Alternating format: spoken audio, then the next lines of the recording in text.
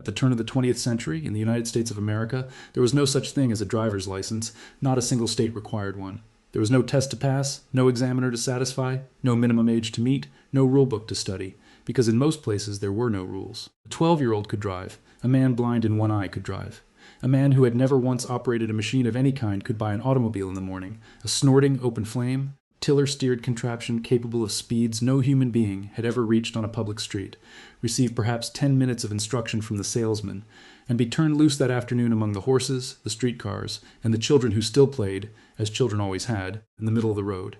And this was not a brief oversight, corrected as soon as anyone noticed. It took decades to close. The first states to require any license at all did so in 1903, and those early licenses required no test whatsoever. You simply paid a fee and received a piece of paper, the way you might license a dog. The first state to demand that a driver actually prove he could drive did not do so until 1908, and the last state in the Union to require a driver's license of any kind did not get around to it until 1954, within the lifetime of people watching this video. There are Americans alive today who legally drove in an American state with no license because none existed to get stopped and let the strangeness of that settle. We are talking about the machine that would become the leading killer of young Americans for a century. A machine that reshaped every city, consumed a continent of land, and now requires, to operate legally, a government-issued credential so universal that it has become the default proof of identity itself, the card you show to board a plane, enter a bar, cash a check, or vote. And for the first decades of its existence, that machine was governed by nothing and open to everyone. So the questions come in a rush. How did that world actually function? What happened on streets shared by horses, pedestrians, and unlicensed machines, and how bad did it get before anyone acted? Who finally imposed order, and why did it take a full half-century? Why did Americans, who licensed their plumbers, their barbers, and their dogs, resist longer and harder than almost any people on Earth the licensing of the deadliest device in daily life? The answers involve a forgotten public slaughter that peaked in the 1920s and fell heaviest on children, and the monuments American cities built to those children, which almost no one today knows ever existed. They involve a referendum in Cincinnati that terrified the automobile industry so badly it changed national strategy forever, and an invented crime. You have heard its name all your life, designed to move the blame for street deaths from the machine to its victims. They involve a wealthy New Yorker who wrote the world's first city traffic code, gave the world the one-way street and the traffic circle, was honored by governments on 2 continents, and who, in the great irony of this entire story, never in his life learned to drive. And they involve the strangest transformation of all. How a card born from carnage, resisted as tyranny, became the master key of American identity. The closest thing to national papers a nation allergic to national papers has ever accepted. This is the story of how the freest streets in the world became the most regulated public spaces in American life. One death, one law, one card at a time. And it begins in a world that is genuinely difficult for modern minds to picture. The world before the automobile, when the street belonged to everyone, and no one needed permission to use it. To understand why nobody thought to license drivers, you must first understand what a street was in 1895, because it was not what a street is now, and the difference is the buried foundation of this whole story. A street, for the entire previous history of cities, was not a traffic artery. It was a public room, the shared open space of the neighborhood, host to every purpose at once. Peddlers sold from carts, neighbors talked, wagons delivered, streetcars ran down the middle, horses stood, walked, and bolted. And children, this is the detail that matters most for what is coming, played there universally, as a matter of course, because in the tenement districts there was nowhere else. Pedestrians crossed anywhere, at any angle, at any time, because crossing anywhere was simply what streets were for. No one taught this arrangement, no one enforced it. It was as old as cities. Into this room the horse had always brought danger, real danger, worth respecting. A frightened team could kill, and did. City coroners recorded deaths by hoof and wheel every year, at rates per capita that modern researchers note were far from trivial. But horse danger had ancient, self-limiting properties. A horse moves at a horse's pace, tires, resists, and critically, does not want to run into things. The animal itself was a safety system with instincts of its own. Driving a horse was a skill visibly acquired over years, embedded in a culture that had been managing animals since Babylon. Nobody licensed teamsters for the same reason nobody licensed walking. The competence was assumed to be woven into life itself. Then, in the middle 1890s, the machine arrived, and it is hard to overstate how absurd, marginal, and doomed it first appeared. The earliest automobiles were rich men's toys, wildly unreliable, starting with cranks that broke arms, steered by tillers like boats, fueled by substances sold at pharmacies. Crowds jeered the stalled motorist with the era's universal taunt, "Get a horse," and much of rural America met the machines with open hostility. They terrified teams, they threw dust over laundry and crops, and they carried into quiet counties exactly the sort of goggled urban sportsman calculated to enrage a farmer. Legend has preserved, and we flag it here as legend cherished but unverified, the rulebook of a farmer's anti-automobile society demanding that motorists seeing an approaching team pull off the road, cover the car with a blanket matching the scenery, and if necessary disassemble the machine and hide the parts in the bushes. The rules are almost certainly a period joke. The sentiment they satirized was entirely real, and it mattered. The automobile entered American law not as transportation but as a nuisance, and the first instinct of lawmakers was not to license its drivers but to restrict the machine itself. The ancestors of that instinct were British, and gloriously extreme. A generation earlier, faced with steam carriages, Parliament's Locomotive Acts had required self-propelled road vehicles to crawl at walking pace, preceded by a man on foot, in the famous early version, carrying a red flag, a law that strangled British road development for decades and gave the world the phrase red flag law. American versions flickered in the automobile's first years. Vermont for a time required a person to walk ahead of the machine. Cities improvised their own restraints. Speed caps of 8 or 10 miles an hour, bans from park drives where carriages ruled, ordinances aimed at the machine as an intruding object. What almost no one regulated, because the mental category barely existed, was the human being operating it. The vehicle was the problem. The driver was just the fool inside. One prior revolution had already begun softening the ground, and its heroes are so unexpected that the fact reads like a trick question. The American Road Lobby, the political movement that would eventually pave the continent for the automobile, was founded by bicyclists. In the late 1880s and 1890s, the safety bicycle set off a national craze measured in millions of machines, and the riders promptly discovered what the horse era had tolerated forever. American roads outside city centers were medieval, mud gullies in spring, dust troughs in summer, rutted washboards always. The cyclists organized. Their great association, the League of American Wheelmen, swelled to over 100,000 members, published maps in magazines, endorsed candidates, and built the Good Roads movement, a genuine mass lobby demanding public investment in pavement, decades before the automobile could lobby for itself. Farm opinion, suspicious that good roads meant city taxes, was courted with the argument that pavement would free the farmer from mud-bound isolation. The federal government cracked open its door in 1893 with a modest Office of Road Inquiry in the Agriculture Department, the acorn from which the entire federal highway establishment would eventually grow. When the automobile arrived, in other words, it did not create the demand for roads. It inherited a movement, its arguments pre-written, its bureaucratic beachhead pre-established, by riders whose machines would soon be shouldered off the very pavements they had politicked into existence. The bicycle built the road, the automobile took it, and the jaywalking campaign would later complete the pattern with the pedestrian. In the politics of the street, this story keeps showing. The pioneers rarely keep the territory. The dead began arriving almost immediately, and the first of them deserves his name spoken. On the evening of September 13, 1899, Henry Hale Bliss, a 69-year-old real estate man, stepped down from a streetcar at Central Park West and 74th Street in Manhattan and was struck by an electric taxicab. He died the next morning, the first person killed by an automobile in the history of the United States. The driver was arrested and charged. A jury declined to convict, finding no malice or gross negligence, and in that shrug, repeated 10,000 times over the coming decades, you can hear the legal system's founding assumption about the automobile age. Accidents were accidents, misfortunes like lightning, attributable to fate rather than to a system that placed untested operators of heavy machinery among unprotected human bodies. A plaque marks the corner today. It took 99 years to install it. Government stirred slowly, and when it moved, noticed carefully what it chose to see. In 1901, New York became the first state to register automobiles. The owners were ordered to display their initials on the vehicle, making license plates, in their first American form, a craft project. Owners made their own, and the state collected its fee. Massachusetts followed with the first state-issued plates in 1903. Porcelain-coated iron, number 1 issued to a Bostonian whose descendants, in one of registration's sweetest footnotes, kept renewing it for a century. The early plate world was a folk craft. Leather pads with metal house numbers, wood, tin hand-painted enamel, formats differing by state and by whim, and low numbers rapidly became aristocracy coveted, inherited, and politically dispensed, a status economy conjured instantly out of a tax tag.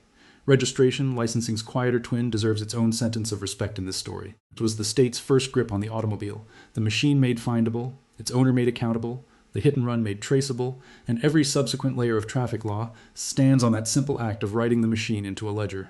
Connecticut in 1901 enacted the first statewide speed law, 12 miles per hour in cities, 15 on country roads, and in 1899, Chicago and New York City began requiring examinations and permits for the operators of certain motor vehicles. The earliest local gestures toward the idea that the person, not just the machine, might be the thing needing scrutiny. But at the state level, the operator remained invisible until 1903, when Missouri and Massachusetts enacted the first state driver's license requirements in American history.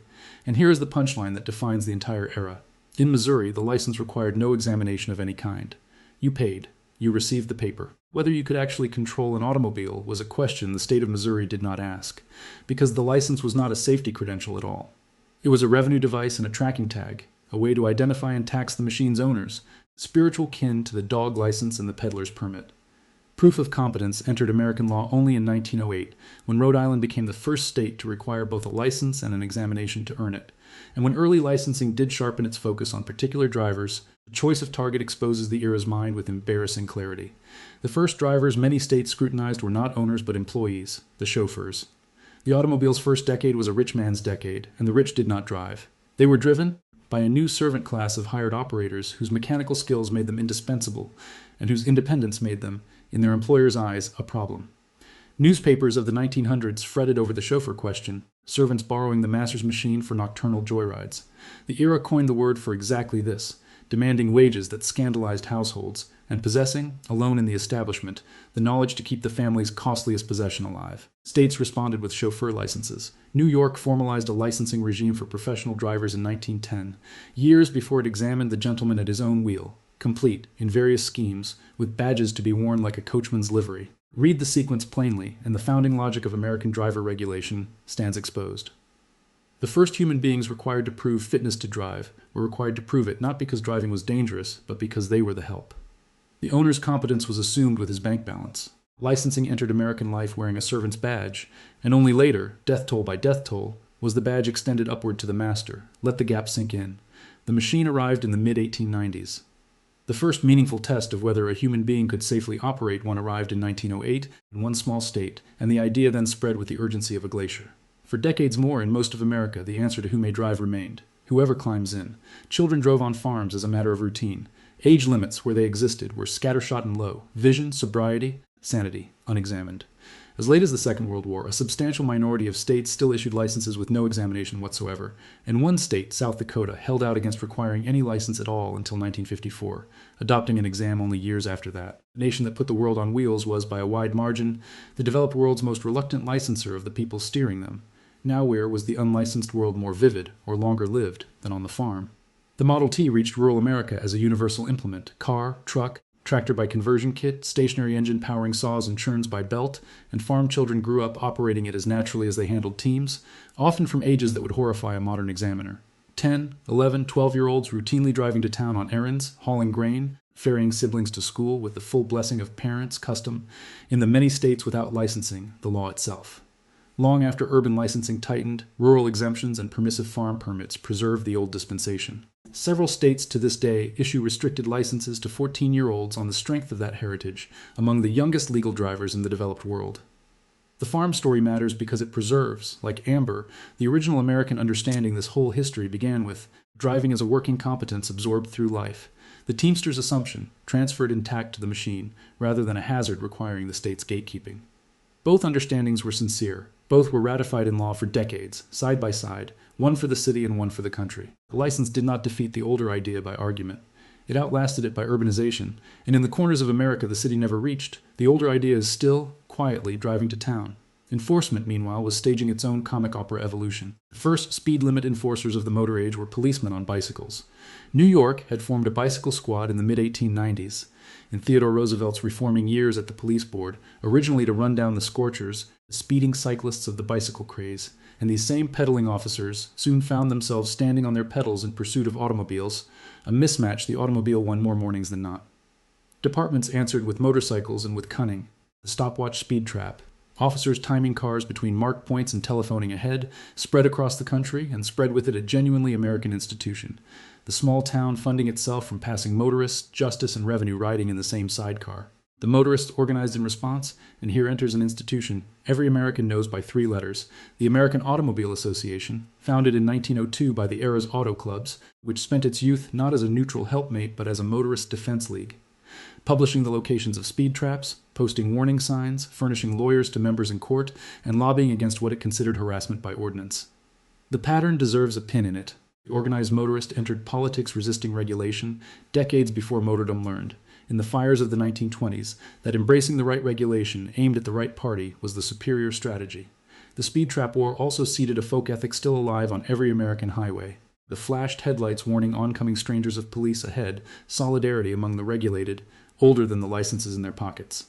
Why? Because Americans had decided early and deeply what the automobile meant, and it did not mean machinery. It meant freedom. The yeoman's horse, mechanized, the open road as a birthright, the ability to go, unwatched and unpermissioned, as close to a constitutional feeling as an unwritten thing can be.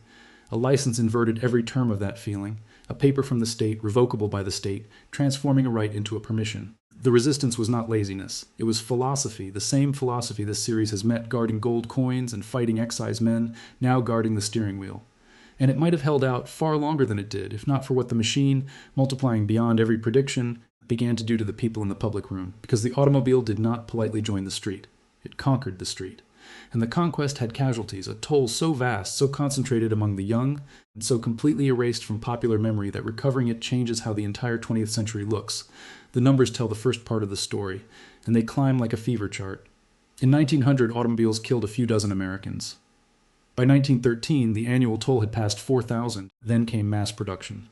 Ford's Model T pouring off the line at Highland Park, prices falling within reach of clerks and farmers, registrations exploding from under 500,000 vehicles in 1910 toward 20 million by the mid-1920s, and the deaths kept pace. By the middle of the 1920s, motor vehicles were killing on the order of 20,000 Americans every year. By 1927, the figure approached 26,000. For perspective, the entire American death toll of the Spanish-American War, the toll that had convulsed the nation's politics, was being exceeded on the roads roughly every 3 weeks, year after year, in peacetime as a routine cost of getting around. But the raw numbers are not the part that history buried. The buried part is who was dying.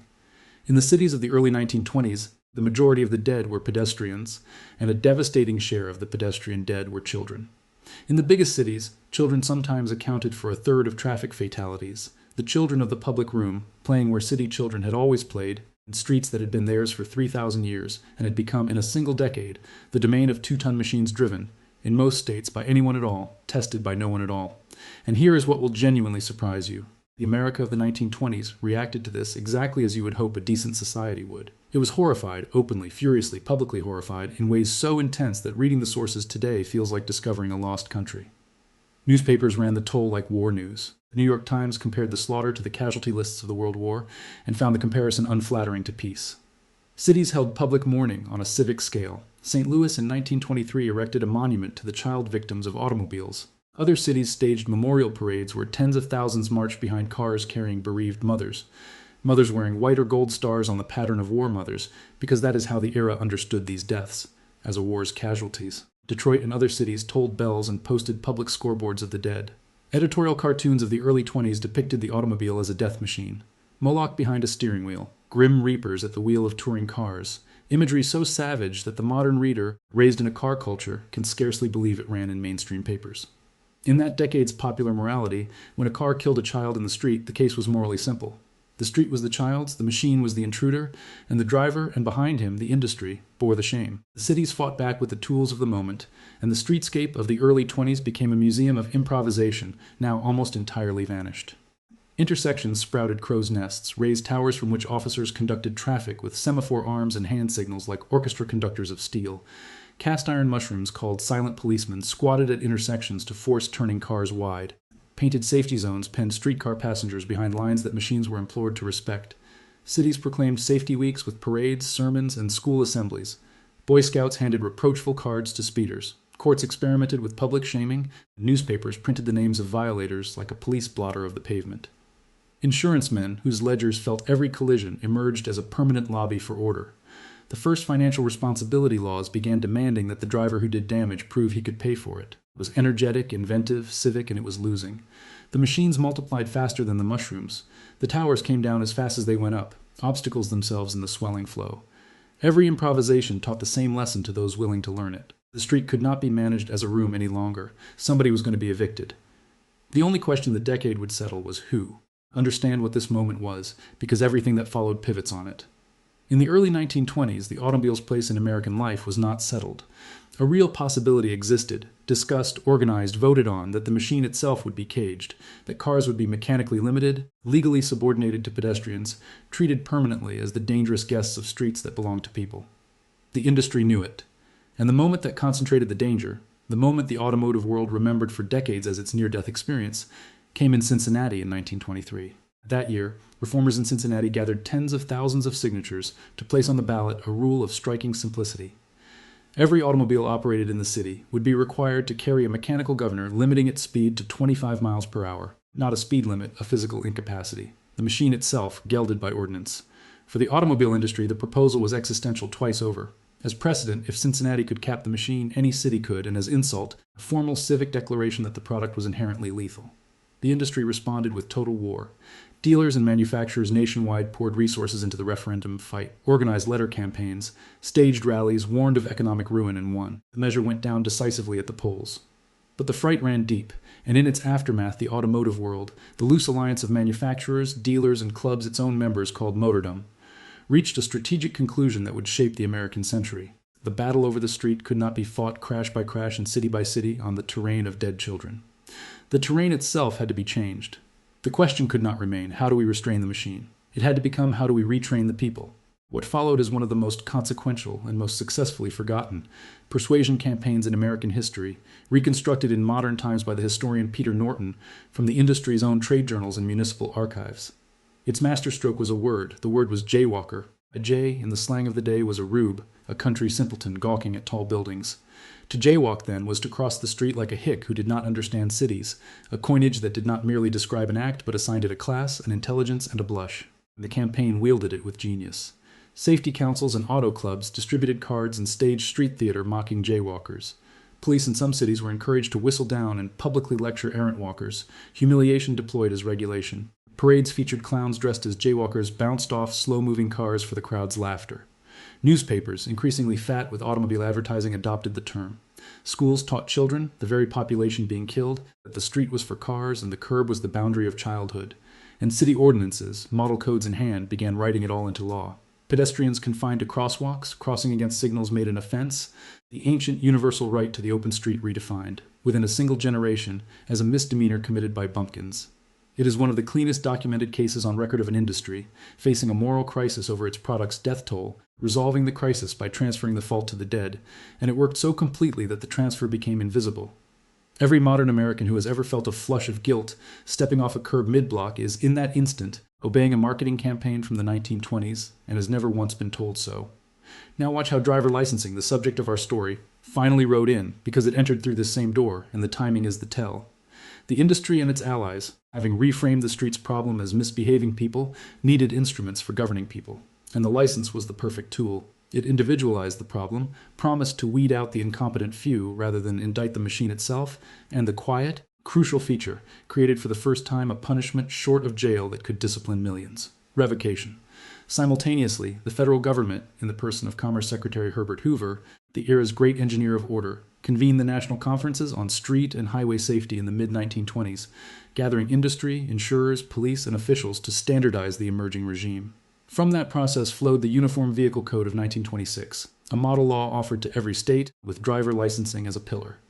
Through the late 1920s and the 1930s, the license requirement finally swept the country, joined by the examination, the road test, the revocation apparatus, and a new institution that completed the loop.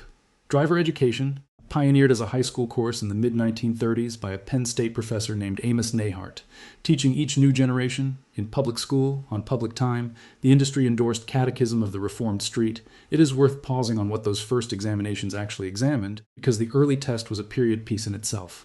Written portions quizzed applicants on hand signals and right-of-way. Road tests, where they existed at all, might occupy a city block under the eye of an examiner who was frequently a police officer with no training in examination. Vision checks arrived unevenly. The discovery that a meaningful share of applicants could not adequately see, made state by state as eye charts entered the process, stands as its own quiet indictment of the unexamined decades. Standards varied so wildly between states that the license's mutual recognition, each state honoring the other's cards, the quiet interstate treaty that makes American driving possible, was less a judgment of equivalence than a surrender to necessity. And revocation, the license's true teeth, bit slowly. The point system, the suspension for accumulation, the license as an ongoing behavioral leash rather than a one-time gate, matured only over decades, hardened by the insurance lobby and the courts. The card, in short, was not born as the instrument we know. It was versioned into it, decade over decade, like software, each death toll a bug report, each amendment a patch. Note the shape of what had happened, because it is subtler than either celebration or cynicism. The licensing of drivers, the sane, overdue, life-saving measure this story's title asks about, arrived in America not as a victory over the automobile, but as part of the settlement that secured the automobile's victory. The street was redefined as a motor thoroughfare. The pedestrian was fenced to its edges. The child was schooled out of the public room. And in exchange, the driver, now sovereign of the pavement, accepted a card, a test, and the possibility of revocation. Both sides of that bargain were real. The card did save lives, as we are about to see. The card was also the receipt for the street. Before the settlement, though, someone had to invent the street's new operating system from nothing, and the man who did more of that inventing than anyone on earth is one of the great unknown figures of modern life. A man whose rules you obeyed today, whatever country you live in, and whose name you have almost certainly never heard. William Phelps Eno was born in New York in 1858, heir to a real estate fortune, and by his own account received his life's calling in childhood, stuck in a horse-drawn traffic jam on a Manhattan street, struck by the realization that the chaos around him was not inevitable but merely unorganized, that traffic had no rules not because rules were impossible, but because no one had ever bothered to write any. Most people who have such thoughts let them go. Eno built a life on his.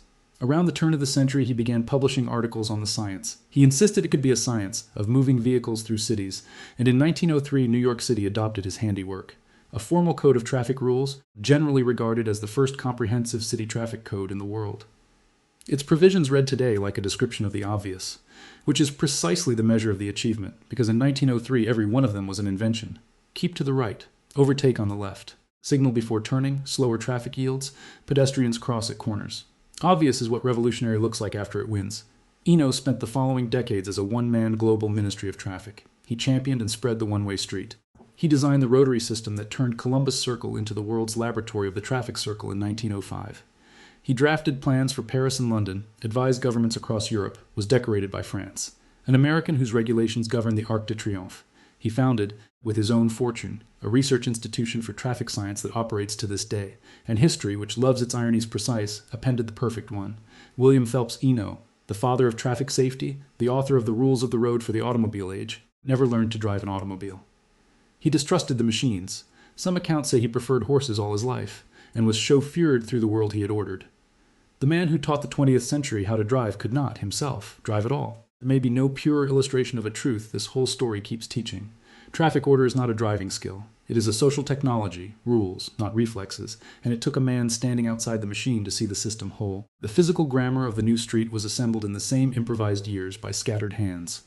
The first electric traffic signal in America went up in Cleveland in 1914, at Euclid Avenue and East 105th Street, red and green, wired to a policeman's booth. In Detroit, the machine's own capital, drowning first in its product, a police officer named William Potts assembled the first four-way, three-color signal in 1920, adding the amber interval of grace that every driver on Earth now watches for. Detroit's Traffic Bureau, under Potts and his colleagues, turned the corner signal from experiment to network within a few years. And in 1923, an inventor in Cleveland named Garrett Morgan, a black entrepreneur who had already invented a safety hood used in rescues, and who by family account was moved by witnessing a gruesome intersection crash, patented a three-position traffic signal whose innovation was the interval itself, a position halting all traffic in every direction, clearing the intersection before the flow reversed. He sold the patent to General Electric, and his name belongs on the short list of people who quietly redesigned the daily experience of the entire planet. Stop signs, center lines, crosswalks, the yellow line, each has its own municipal birthplace and forgotten parent. Together, in barely 2 decades, they wrote onto the pavement a complete artificial language, now so universal that obeying it feels like instinct. It is not instinct. It is the 1920s still giving orders, and so, through the 1930s and 1940s, the settlement matured into the system. License, examination, registration, signals, signs, lanes, driver's ed, the whole apparatus this story's title finds missing in 1903. Did it work? Here the record deserves honest, two-handed accounting.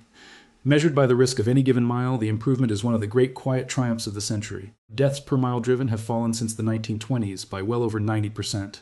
A curve to which licensing and education contributed alongside engineering's heavier lifting. Better roads, divided highways, and eventually the transformation of the car itself. Measured by raw slaughter, the machine kept winning for decades. Total deaths climbed with total driving, cresting at over 54,000 American dead in a single year in the early 1970s. A Vietnam War's worth of names, every year without a memorial, and even now, in the era of airbags and algorithms, the American road kills on the order of 40,000 people annually, a toll so normalized that it structures no politics and interrupts no dinners. The public grief of 1923, the monuments, the marching mothers, the tolling bells, was not answered. It was absorbed. That may be the strangest single fact in this entire story. The 20s mourned 20,000 dead as a civilization-defining emergency. We accept twice that as weather. One more thread belongs in the settlement story, because the wheel was also a front in a larger struggle. Who, among the licensed, the culture would accept at the controls? In the automobile's first decades, the woman driver was a contested figure, patronized in advertising, lampooned in 1,000 jokes whose descendants still circulate, and steered by marketing itself. The electric car of the 1910s was sold explicitly as a ladies' machine, clean and slow and short-ranged, while gasoline and distance were coded male. Women drove anyway, drove across the continent in celebrated proving runs, drove ambulances through the World War, drove the family Ford to an emancipation measured in errands and exits, and the license, indifferent on its face to sex, became one of the quiet equalities of American law long before many louder ones. The same test, the same card, the same road. The cultural argument outlived the legal one by generations. The woman driver joke was still standard radio fare when actuaries could already prove, from the insurance ledgers, who the safer drivers statistically were, and the gap between the joke and the data is as clean a specimen as this series owns of a truth worth carrying. Institutions can render a verdict long before a culture agrees to read it. The license, meanwhile, was living a second life no one had designed.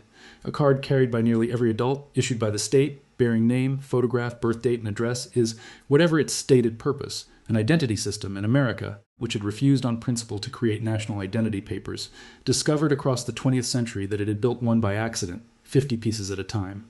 The driver's license became the key that opens American life.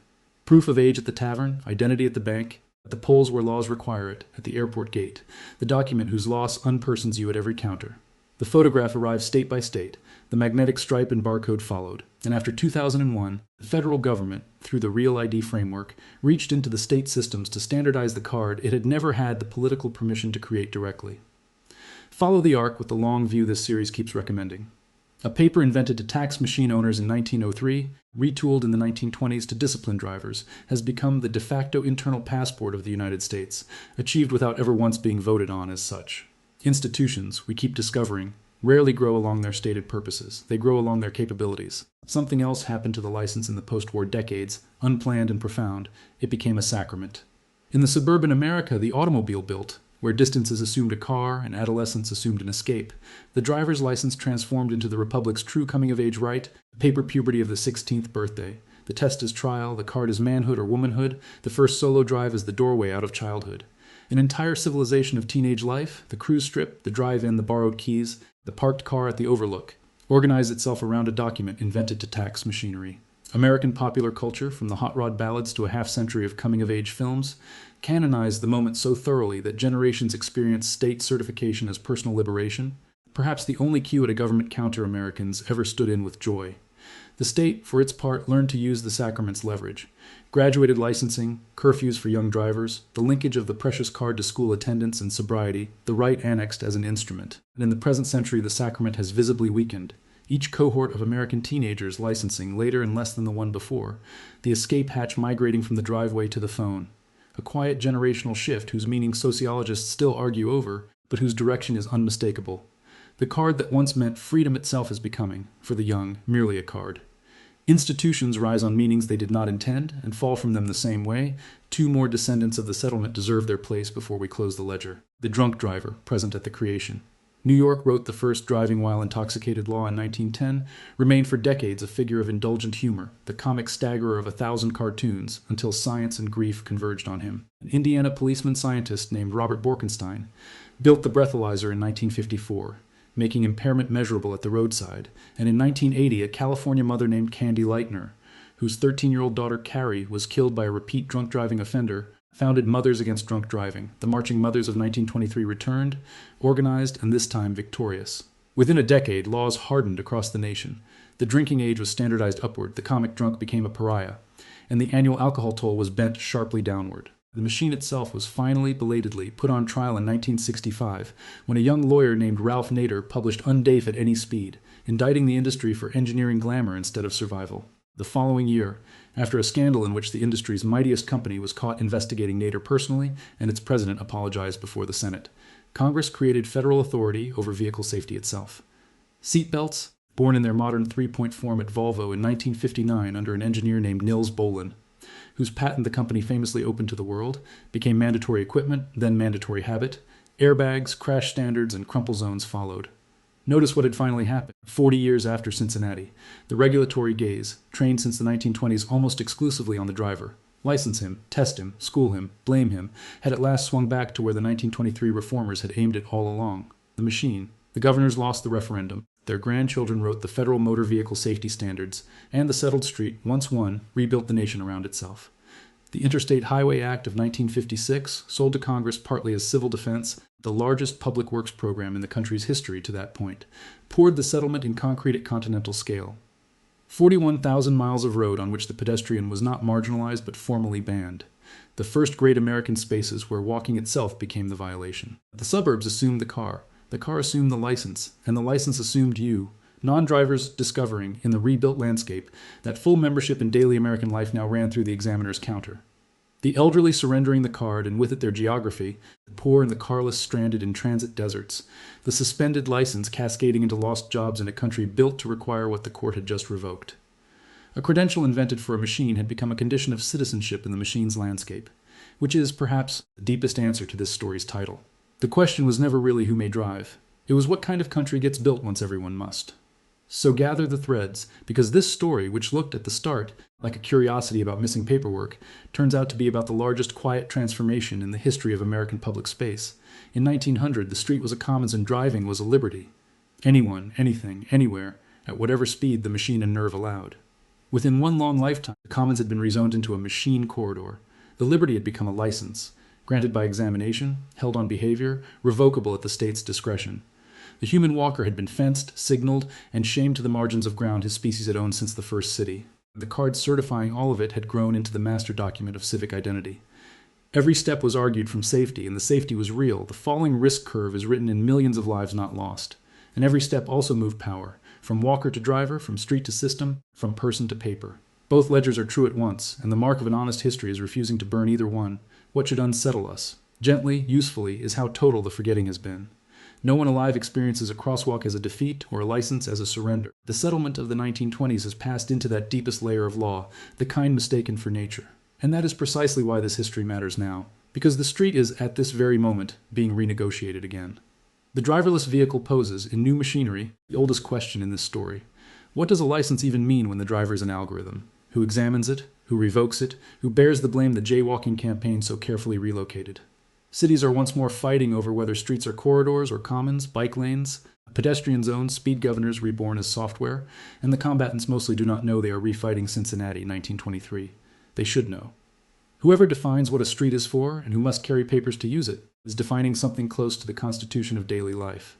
And the last time the question was open, it was settled not by a vote of the walking public, but by the losers of a referendum who understood, better than their opponents, that the deepest law is the kind nobody remembers being passed. A century ago, a man who never drove a car wrote the rules by which the whole world drives. A word invented to shame the dead still directs your feet at every corner. And in your pocket, most likely within reach as you watch this, sits a small card that began as a tax receipt for a rich man's toy, and became the paper that proves, in the country that swore it would never ask, who you are. History is not behind us. It is laminated. If you enjoy uncovering the forgotten systems, people, and decisions that shape the modern world, subscribe for more documentaries like this. Thank you for watching, and I'll see you in the next one.